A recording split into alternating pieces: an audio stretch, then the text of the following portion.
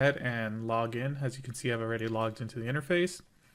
And let's go ahead and add a custom bot. So go to custom bots, hit the plus sign in this drop down, click Mad Hatter. Let's give it a name and then a market. And of course, we're just going to do ADA BTC just to keep things easy. All right. So once we've added the bot, you'll see it shows up and go ahead and click it. Now, we can cover this through this single interface, which has all of the settings that we normally would set. But for this session, I'm going to teach it using the full screen mode. So let's go ahead and enable that. So down here on the bottom of the screen, you'll see full screen. Let's go ahead and click that.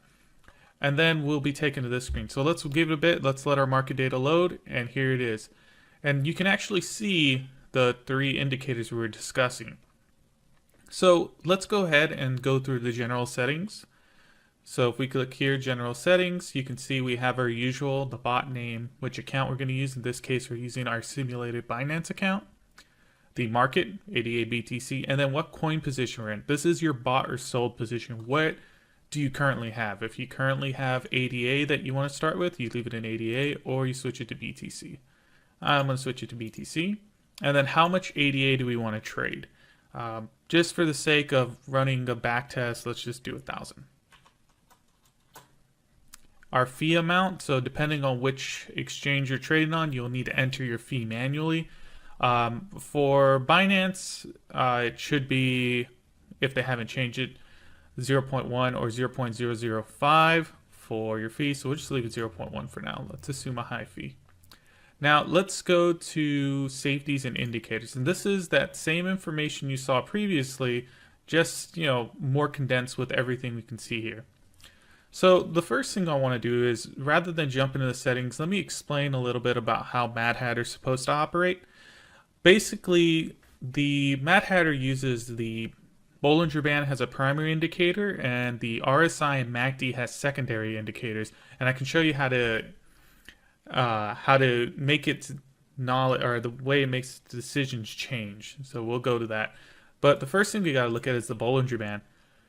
The Bollinger Band generally is set to pre-fire. So if you look right here, generally when you're using Bollinger Band on bots, it fires at the bottom crossing right here. So the moment a candle either closes or touches the bottom Bollinger Band, that's generally where a Bollinger Band indicator will issue a buy or a sell.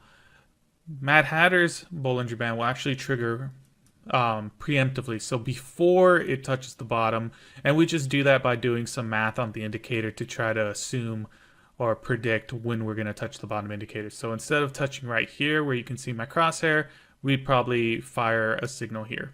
And I know what you're saying, well, there's no signal there. Well, yes, because we still take into account RSI and MACD. So that's how the Bollinger Band works. And RSI and MACD is exactly the same. RSI preemptively fires on the bottom. So before the touch of our buy, it'll try to preemptively fire there. And MACD actually does it on convergence. So we don't fire on a MACD cross, we fire on a convergence, which would be like right here, if you can see this bit of data.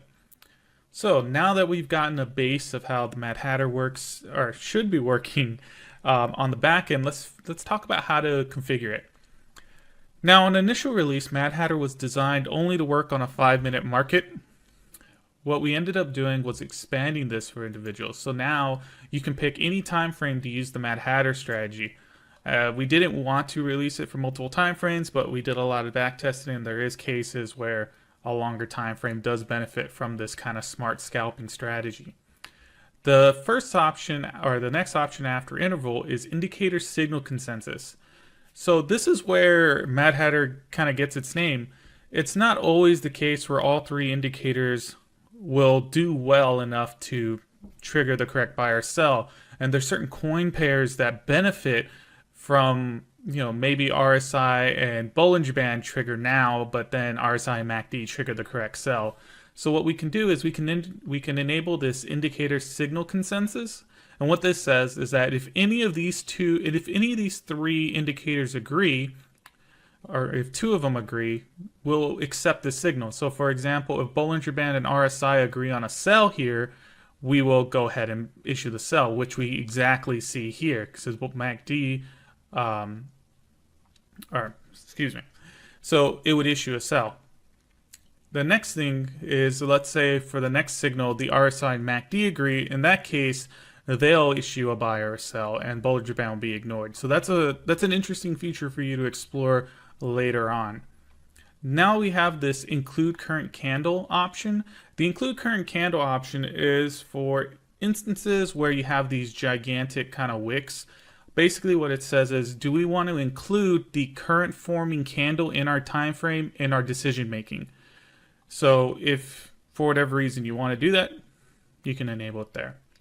Now let's talk about some built-in safeties. So alongside these indicators, Mad Hatter has a little bit more in the background. Now, for those who are familiar with our trade bots and the percentage change insurance or safety, you'll be familiar with this option: minimum price change to buy, minimum price change to sell. This means that the price needs to move, at least in the way it's set now, 0.1% up or 0.1% down to trigger a buy or sell, respectively. The next thing we have is a stop loss percentage for your buy. So the way this will work is, if you buy now and the price drops, let's put 2%, then the bot will sell its position. Now keep in mind, with using stop losses in Haas Online, with Mad Hatter, there isn't a wait for next order. So if you're a trade bots, you're familiar with that insurance. So what will happen is if we trigger a stop loss and we get another buy signal, we're immediately going to buy in. So that's something to keep in mind when you're using this. So we introduce also the disable after stop loss. So there's cases where Mad Hatter moves out of position. Depending on how you set it up, highly depends on if you want Mad Hatter to continue trading. So if you want it to stop the moment it gets stopped out, so let's say you have a very tight Mad Hatter configuration on an uptrend and you want to stop it if it gets stopped out, then you can use the disable after stop loss. So let's keep going. Now, hopefully there's going to be a bit of indicator understanding. Unlike most of our custom bots, which is really just put your own parameters in and kind of move forward, Mad Hatter highly depends on your understanding of these three specific indicators.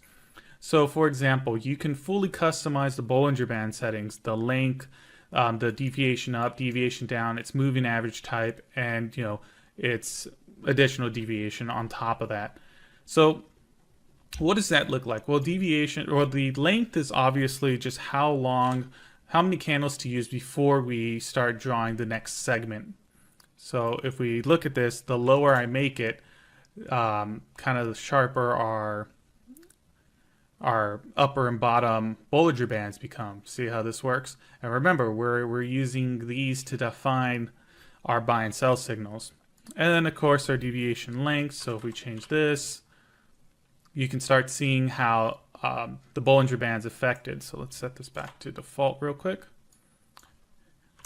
And then our moving average is obviously what the middle moving average is. And all of these settings come into play when you're trying to develop a Mad Hatter setup for a specific coin.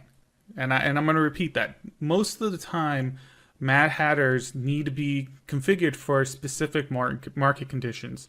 Now, there are cases where a kind of a base configuration can move around different coins, but to truly get the most return, you are going to have to spend some time and modify the Bollinger Band, RSI, and MACD.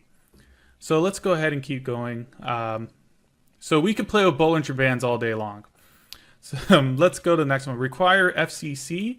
What that means is require full candle close. That means that this wouldn't trigger a signal. We would need a full candle under the Bollinger Band or in our area, in the way the Mad Hatter Bollinger Band figures out its buy and sell, the preemptive full candle close. So basically, ignore wicks. We need a full candle to be there. The next one's reset middle. So what that generally states is, if we have sell signals up here and we come back down and we touch the middle, the B band will now close its sell signal. So it means we reset the sell signal, we reset middle, we no longer send any more signals until we generate it up or down again. And then allow mid sells sounds exactly like it says, allow selling in the middle of the Bollinger Band. So next, let's move on to RSI. Now nothing really changes to RSI. You have your lengths and then your buy and sell levels. And if you're not familiar with what your buy and sell levels look like, RSI, like we explained earlier, will trigger when it gets close to the buy or close to the sell. And basically what you want to do is you want to try to get this line inside your RSI line. So for example, let's try to modify the length. See if we can get it a little more jagged for us to put this buy signal in. And this is by no means any sort of settings. I'm just trying to show you what this might look like. So right now I'm creating a really bad Mad Hatter bot for this tutorial. And then we need to bring this down since the red is our sell level. And we just need to get as many of these in there as possible. Now you might not want to do that. You might want to only have it on the spikes. But there you go. We have this kind of really rough RSI, but you can see where we'd probably generate a buy signal here, a sell signal here. And finally, MACD. MACD is, like I said, it's on convergence. So you're looking for areas that look like this, or right here, before the two lines